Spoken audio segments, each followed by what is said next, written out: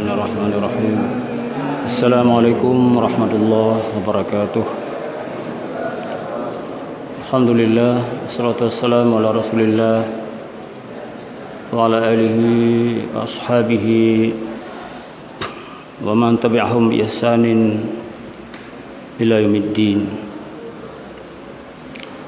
Allah sidang jamaah zuhur Masjid Az-Zawiyah di Ancikala yang kami muliakan. Baiklah, dalam kesempatan ini kami akan membacakan beberapa hal tentang godaan atau rayuan iblis terhadap manusia ini di dalam sebuah kitab dikarang oleh Dr. Abdul Ma'im Hawas bin Muhammad Al-Hawas dalam judul Adawatul Syaitan lil Insan wa Ilajuha fi Daw'il Quranil Karim. Adawatul Syaitan lil Insan wa Ilajuha fi Daw'il Quranil Karim. Permusuhan syaitan terhadap manusia dan cara menanggulanginya di dalam perspektif Al-Quran Al-Karim. Allah yang mulia, tentu Allah telah memperingatkan kita dalam Quran banyak tempat bahawa syaitan adalah musuh daripada manusia ini, terutama musuh orang-orang beriman dan muslim. Innahu lakum aduwwum mubin. Syaitan adalah musuh yang sangat nyata bagi kamu. Kamu memang tidak bisa melihat, tetapi rayuan godaan syaitan jelas-jelas menghambat manusia untuk melaksanakan perintah Allah Subhanahu wa taala. Memang dengan segenap cara yang ditempuh oleh syaitan untuk memporak-porandakan iman manusia ini, ada saja caranya, dan mereka belum berhenti kecuali mereka sanggup menundukkan mangsanya itu untuk berteman dengan mereka, sehingga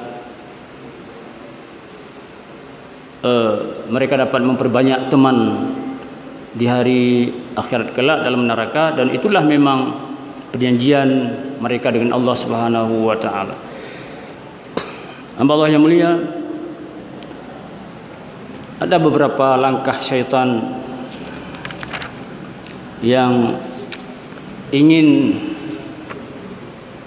dilaksanakan, dilancarkan terhadap kita orang mukmin. Yang pertama adalah inna awwala ma yahrusu alaihi syaitanu fi da'watihi wa ghawayatihi li bani adam ay yad'uhum lil khuruji min dinillahi al-islam wa nuril iman ila zulmati syirki wal kufri billahi ta'ala. Ini yang pertama. Pertama-tama adalah yang ingin syaitan kepada kita adalah untuk mendakwahkan, untuk mengajak, untuk merayu, untuk menipu Bani Adam, ayyad'uhum lil khuruji min dinillahi, untuk mendakwahkan mereka, mengajak mereka lil khuruji min dinil Islam wa nuril iman ila zulmatis syirki wal kufri billah. Ini yang pertama. Pertama adalah mengajak kita untuk keluar dari agama Allah, agama Islam dan iman, kepada kegelapan syirik dan kufur pada Allah Subhanahu wa taala. Yang pertama, mengeluarkan kita dari iman untuk menuju kepada kekafiran dan kemusyrikan. Kata beliau, kata pengarang, fahadha huwa hadaful asas wa maqsadul awwal. Inilah sebenarnya tujuan yang paling asasi, yang paling mendasar. Dan maksudnya yang pertama ini adalah mengeluarkan manusia dari keimanan. Yas'a bi kulli wasailihi wa asalibihi. Mereka berusaha dengan segala daya dan cara dan gaya supaya masuk ke dalam manusia. Iz la zamba a'zama minal kufri billahi ta'ala. Tidak ada dosa yang lebih besar dari kufur dan syirik kepada Allah Subhanahu wa taala.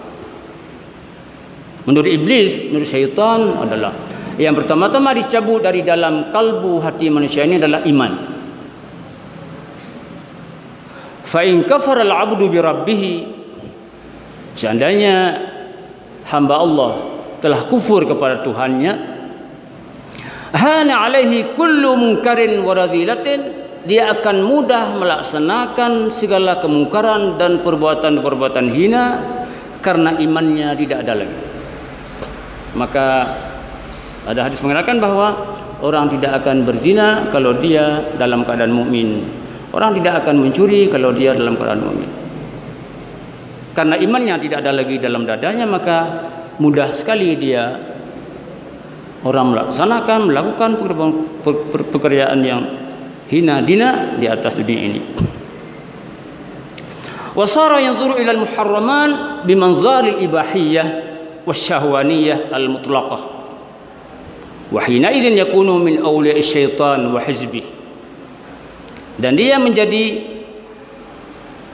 memandang perbuatan-perbuatan haram, syahwat,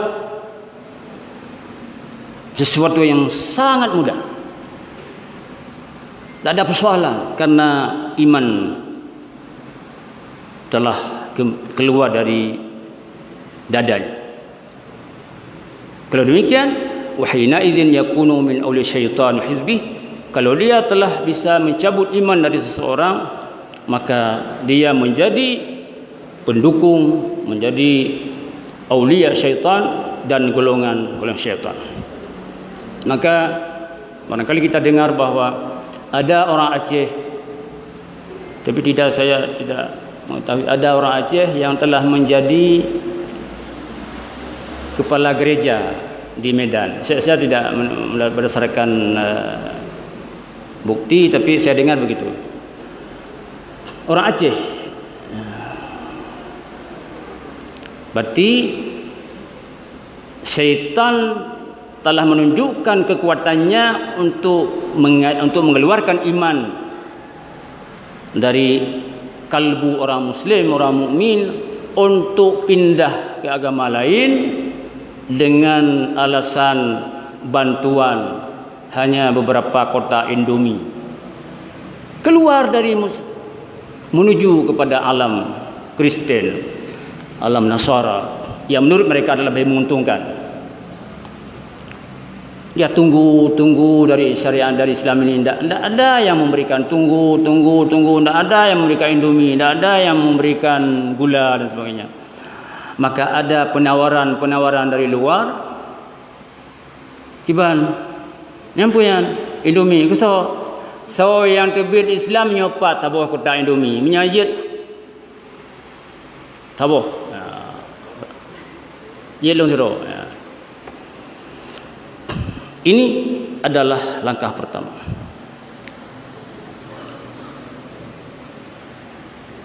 Mengeluarkan iman. Icok iman. Iman ditarik ibtibi iman. Nali iman katinggai dia tanya. Syaitan merajalela.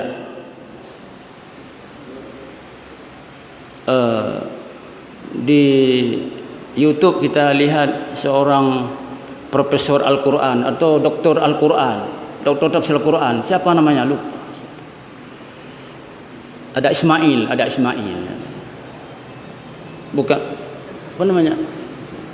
Ada tahulah apa. Jadi kita dengar ceramahnya hari ini, dia sudah berada di wilayah Kristen. anaknya ingin menarik kembali tapi tidak sanggup. Bicara-bicaranya sekarang adalah bicara-bicara Kristen. Islam tidak baik. Islam adalah tidak menampakkan keharmonisiannya. Jadi dia sekarang berada dalam membela ajaran Kristen. Yang pertama. Yang kedua adalah fa in lam tanjih muhawalat syaitan ikhraj al-insan min darajatil iman billahi ta'ala fa innahu yad'uhu ila al-bid'ah fi ad-din fa hiya ahabbu lisyaitan min intihakil muharramat wa fi'lil mubiqat min al-ma'asi wal asam. Yang kedua adalah bila itu gagal, tidak mungkin kok yang itu mungkin, itu lain. Yang lain apa? Yang lain apa? Yang lain mungkin. Hana mungkin seperti beriman dalam dadah hana mungkin. Berat. Mayang je mungkin agak hanya jika, menanya jika ada hana Indomie pi beci. Kata iblis. Maka kalau seandainya tidak berhasil syaitan berusaha mengeluarkan iman dari dalam kalbu manusia, fa innahu yad'uhu ila al-bid'ati fid din. Ya. Nah, kan masalah bid'ah kan. Itu kiban tak pegang bid'ah. Fa innahu yad'uhu ila al-bid'ati fid din. Dia akan mengajak manusia untuk berbid'ahan dalam agama. Kata beliau, kata pengarang ini, fa ya habbu la syaitan min al-intihakil muharraman wa fi'lil mubiqat min al-ma'asi wal asab. Kata beliau, bid'ah adalah sangat disukai oleh syaitan ketimbang menggerogoti agama ini dengan melaksanakan haram-haram, melaksanakan maksiat-maksiat dan dosa-dosa terhadap Allah Subhanahu wa taala.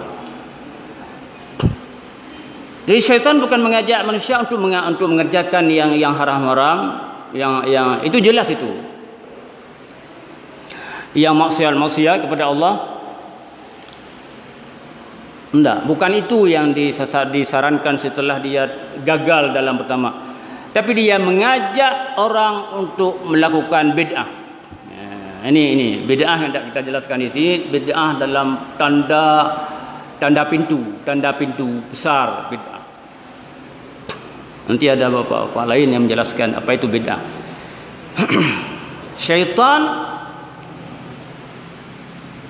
ketimbang dia menggoda manusia berbuat haram, dia lebih suka menggoda manusia untuk melakukan bid'ah dalam agama.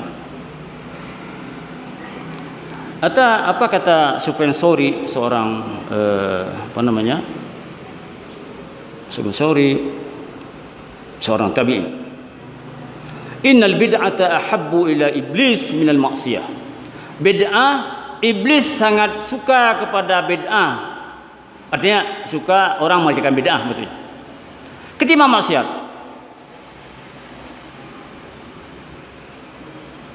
Kalau seorang muslim mengerjakan maksiat, iblis belum tak gembira dia. Ya, bila bikin tu kami hana gembira je.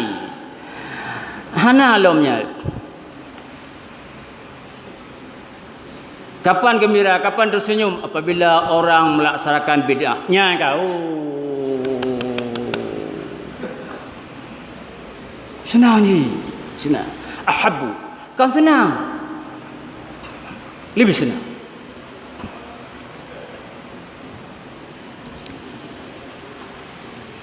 Syaitan dia ketahui. Dia mengetahui. Dia tahu syaitan dari mana dia belajar mengaji. Li'annal bid'ata la yutabu minha. Ya, lepas itu pun. Dia punya pengarang pula. Kenapa syaitan sangat membenci, sangat suka kepada orang berbuat bid'ah?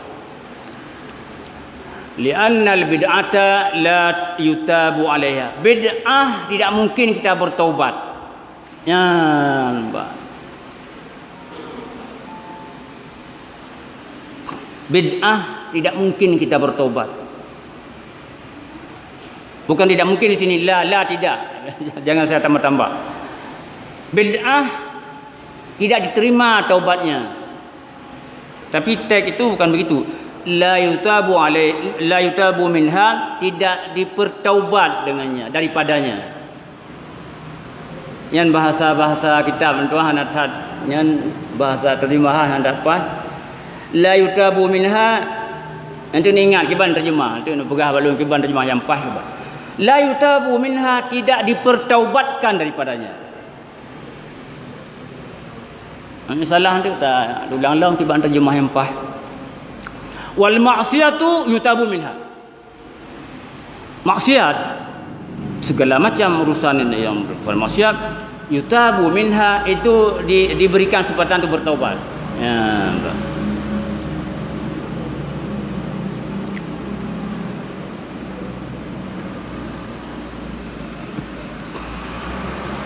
ya, jadi berat bid'ah. Maka syaitan belum berapa suka apabila orang mengerjakan maksiat. Tapi kalau sudah orang melaksanakan bid'ah, jangan tengok. Nah, jangan tengok. Ini jadi dukung je. Jadi ada sebuah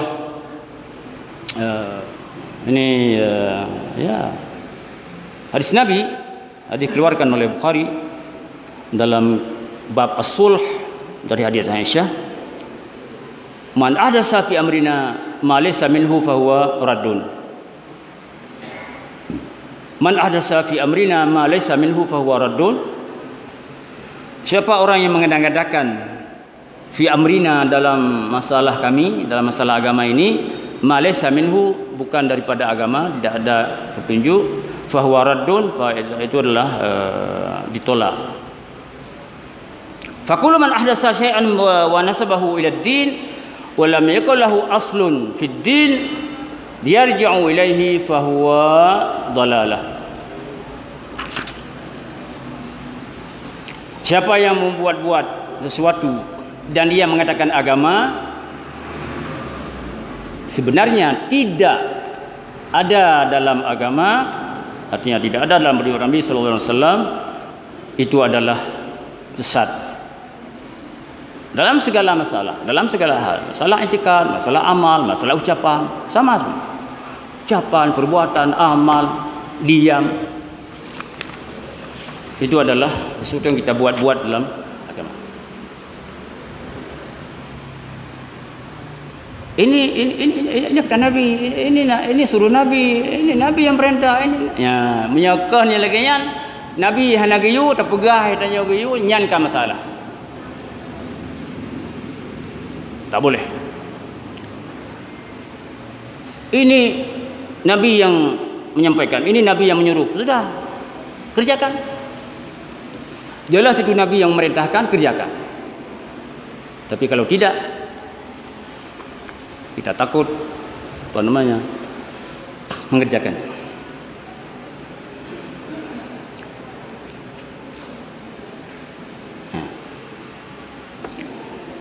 Berhubungan dengan ini, tergantung bagaimana sikap kaum muslimin. Fa Abdullah bin Mas'ud qala Rasulullah sallallahu alaihi wasallam, innal mu'min yara dhunubahu ka'annahu qa'idun tahta jabalin yakhafu an yaqa' alaih. Orang mukmin melihat dosanya itu, yang dikerjakan itu adalah melompat. Ya, jadi yang kedua sudah. Yang kedua sudah tadi,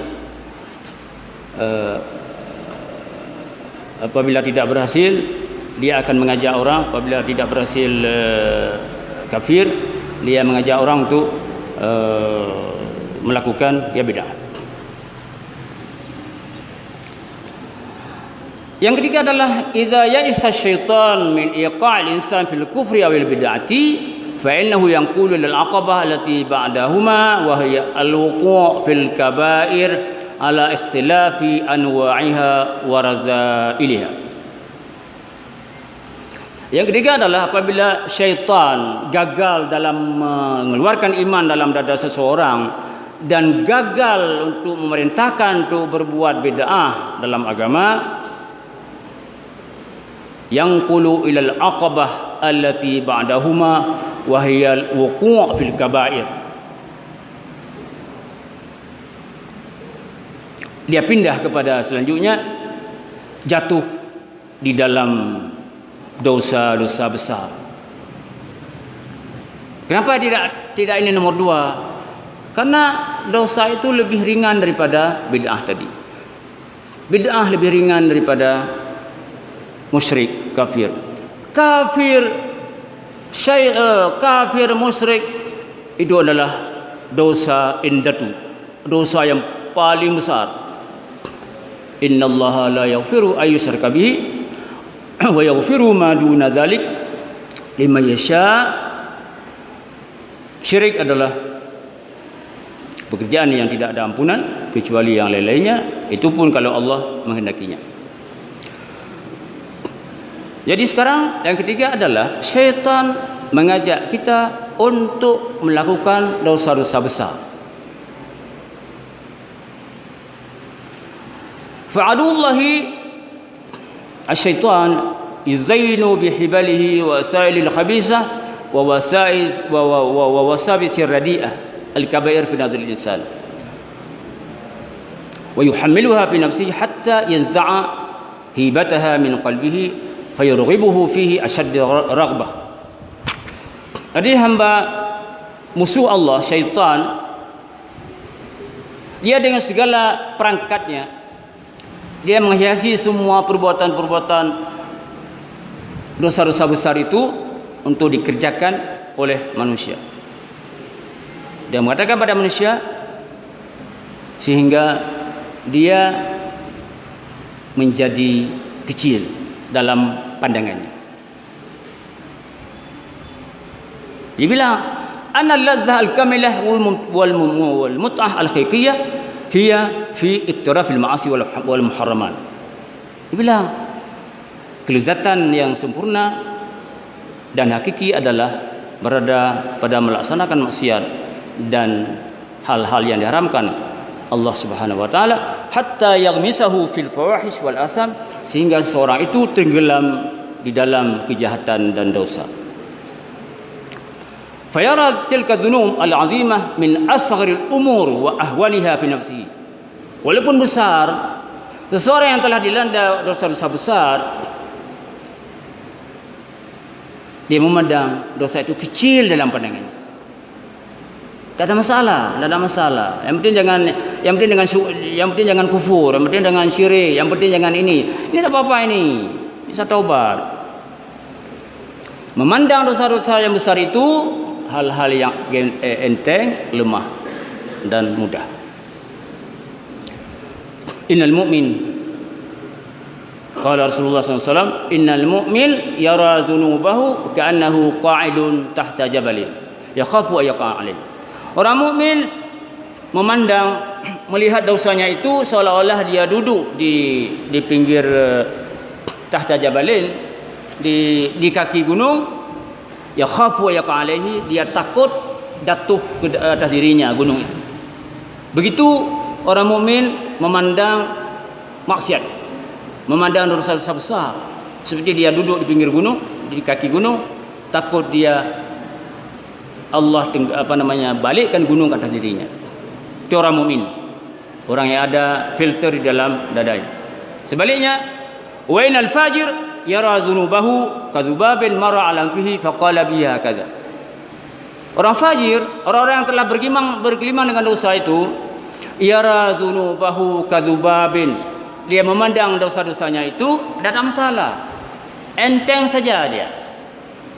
Kadzubabin marra fi ala anfihi, seperti seekor lalat. Marra berjalan, berlalu. Ala anfihi, atau bertengger. Marra bertengger bisa juga, ala anfihi faqala biha kadza, maka orang yang sudah bergelimang dengan dosa mana-mana habis. Mana-mana. Ai pola lah ya, nampu. Itu pandangan orang-orang yang telah terkontaminasi dengan dosa-dosa besar. Tak mungkin. Kalau tidak begitu, orang-orang yang pimpin rumah-rumah di rumah-rumah apa di Medan, rumah-rumah apa namanya yang rumah-rumah yang di dalamnya ada orang-orang yang bergulat di sana, bergulat apa namanya kan gitu. Tak mungkin. Yuk salat sunat, salat hari raya, yuk. Tak mungkin. Tak ajak punya untuk salat hari raya, untuk salat sunat, salat Jumaat. Hana yang pimpin rumah-rumahnya hana. Memang tidak mungkin. Mengapa? Karena melihat dosanya itu habis. Lagi lumo lama be, apa? Yang ngaiku je. Habis. Udah. Tapi orang mukmin memandang dosanya seperti kerbau tenggelam di dalam kubang. Kalau dalam tanah keliat. Keman bak boleh kebua. Yang pajan yang kuglihnya. Padu bos ikat perle. Untuk peglih leho bak kebuanya. Bapa kena hanam pom kebua, kena hantom rebe kebua payah dah pegah kebua kemubang payah dah pegahnya kan. Ya mbak. Kalau mata yang pom na, yang pom kan lebih cara ngelom, kiban cara rebe kebua, kiban cara peglih kebua. Tapi begitulah orang mukmin melihat dosanya itu. Jadi kalau kita bilang itu rumah itu, aduh jangan dekatkan aku ke sana. Jangan. Tapi kalau ada itu rumah itu. Pat najioh dengan tempatnya. Hana ikra paduknya. Elok boleh kalau anci rumahnya kiban, naik tiket. Ya, nak payah pesan ni le. Mendekat. Yang syaitan ni jangan ikutnya. Wahai teman-teman kita ini ada harapan ini. Ada harapan untuk kita goda dia supaya masuk ke dalam apa namanya. Ya kecuali bapak-bapak yang ingin membuat penelitian tak apa-apa. Tapi bagi operator tu. Ya. Bapak kabar hotelnya. Dosen kala sudah mendekat ke sebuah rumah. Masalah, tapi bapak beritahu lah. Pak Rektor, saya ke Medan ada tujuan penelitian. Dengan judul penelitian ini maka orang tidak apa, karena ketua BKM nanti apabila mereka sebuah penelitian harus bilang sama pimpinan. Belti juga Pak Ketua BKM kemarin sore saya lihat di tempat pulan harus diketahui oleh para pemimpin. Allah yang mulia, Bapak kalau ada waktu, kalau ada perlu keluar aja ada Bapak. Ini saya hampir jam 4 saya berhenti nanti insyaallah. Bapak keluar. Sudah. Ternyata manusia ini tidak mungkin dirayu. 1, 2, 3 tidak mungkin. Yang keempat apa? Idza lam yatamakkana syaitan min iqa'il insan fil kaba'ir fa innahu yad'uhu lil istaghair wa yuhabbibuha ilaihi. Ya makin serunya bab kuatnya. Untuk lagi balong 55. Apabila syaitan tidak sanggup yang ketiga. Apa yang ketiga? Ya, apa yang ketiga?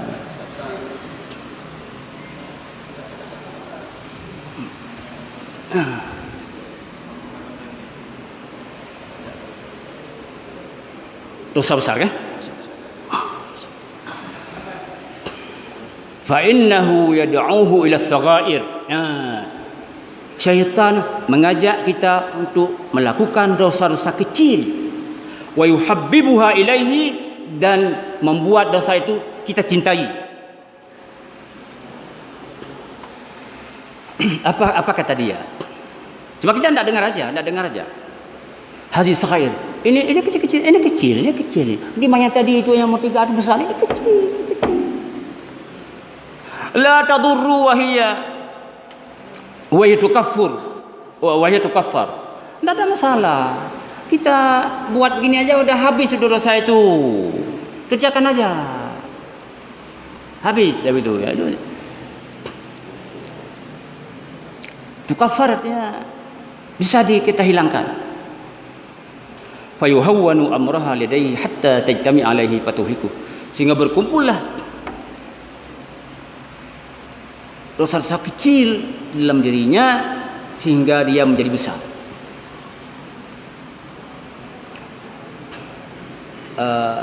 Maaf saya beri contoh, barangkali kena kita ini, saya juga kena.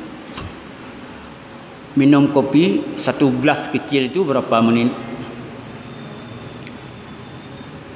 2 jam atau 15 menit? 10 menit, bukan 15, 10 menit. Apabila kita duduk lebih daripada 20 menit, hanya kita mau ya.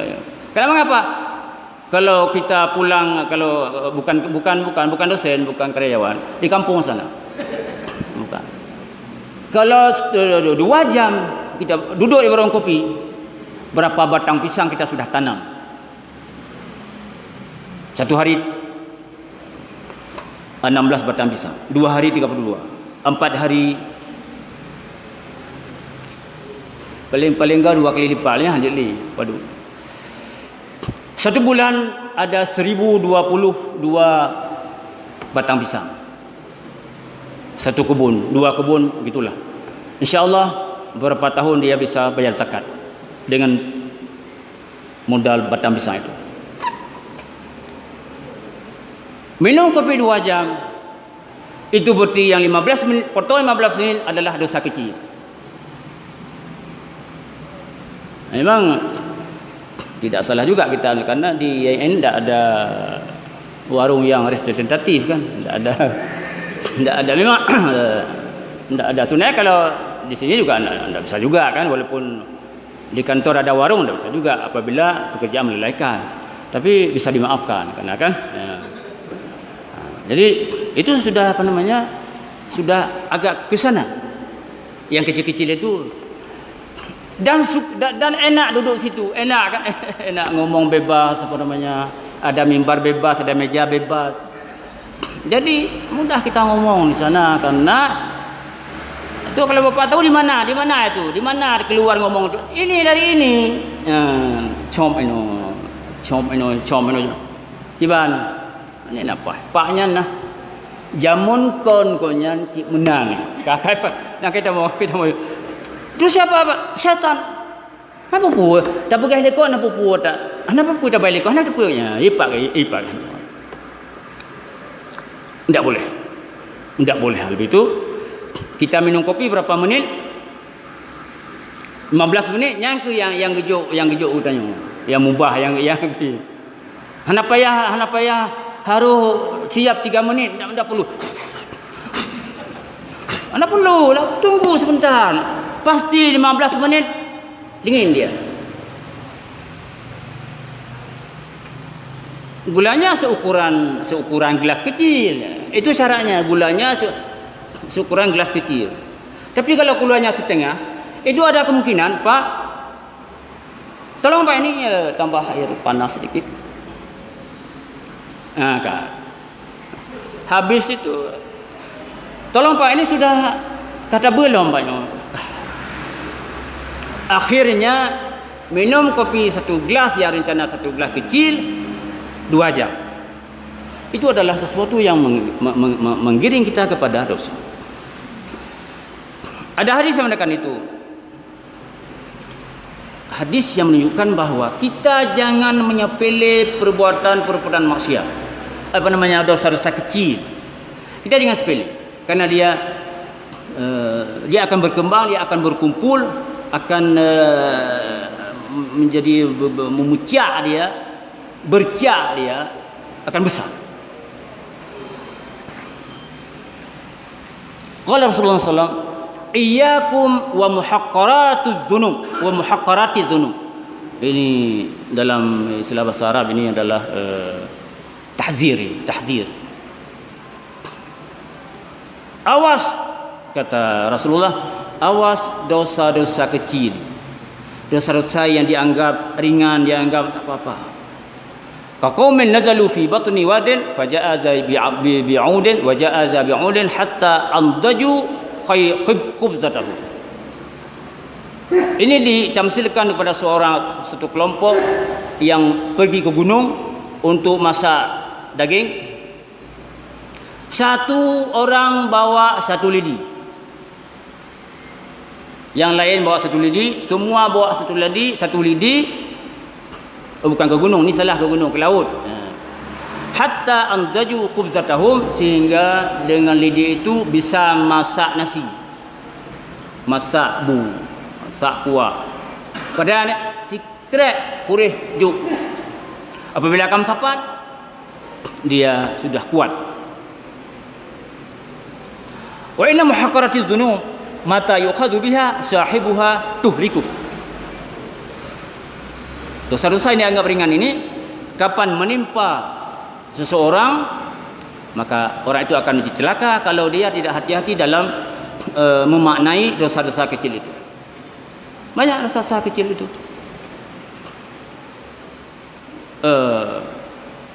Macam-macam. Hal-hal yang kecil, pertama mubah, kemudian kita anggap mubah itu boleh, tapi boleh akan mengakibatkan dosa karena bisa menyebabkan ada yang kerugian, keluarga dan lain-lain, itu bisa rugi. Makanya saya sering menyampaikan bahwa warung-warung di kampung-kampung itu tidak diketam. Orang kampung tidak diketam. Saya pernah melihat. Pakak menahan menunya MBO. Hana apa? Nyo 6 bulan ke nyanyo ka apa lagi. Lebih godnya ke bang tanya. Lebih god menyaluli bapa nama masalah. Nyo selu liwali kan je lagi kertas canen liwalian. Mai bapa mana nak liwali kan? Yang lebih god daripada ketam. Pegang. Karena memang itulah, ada TV, ada video, ada bola, ada Bali, ada bola, ada Bali. Bagaimana? Yang Bali kampungnya, saya kat Bali kampung, yang nak bola, nak Bali. Jadi enak menghilangkan, menghabiskan waktu di tempat-tempat yang memang tidak baik, yang mengakibatkan dosa kecil. Apabila kita telah berkali-kali, kita telah berlama-lama, tidak sebagaimana yang dimaksudkan, atau sebenarnya satu gelas itu bisa 5 menit, tapi bisa habiskan waktu 2 jam, itu sudah ada tanda-tanda muhaqqaratiz dzunub, dosa-dosa yang kecil yang dianggap tidak apa-apa. Itu tidak apa-apa. Mengapa? Yang tidak apa-apa itu siapa bilang? Syaitan, iblis menggoda kita. Yang keempat, yang kelima, yang keenam, yang ketujuh, habis. InsyaAllah kita lanjutkan nanti kapan-kapan. Mudah-mudahan. Saya terima kasih kepada bapak-bapak yang hari ini sangat antusias mendengar. InsyaAllah Allah memberikan pahala kepada kita semuanya. Dan saya tidak ulang lagi. Yang pertama adalah mengajak untuk kufur pada Allah, untuk syirik kepada Allah. Yang kedua adalah biasa orang berdoa nak hadiah aja. Baki nak hadiah, mailah nak hadiah biasa. Balut. Siapa yang bisa menyebutkan ada 4 langkah-langkah syaitan, biasa buat TV macam ni. Tadi ibu-ibu tunjuk cara menyana dua orang tu undi lah, jadi mana. Tapi saya tidak bawa ini.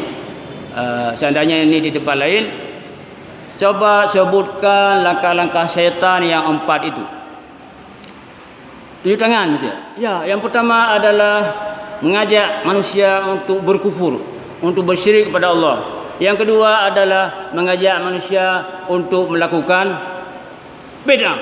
Yang ketiga adalah mengajak manusia untuk melakukan dosa besar. Yang keempat adalah nyapa bila hana berasal ji. Hana berasal bunuh nyanyi menuju hana kepala.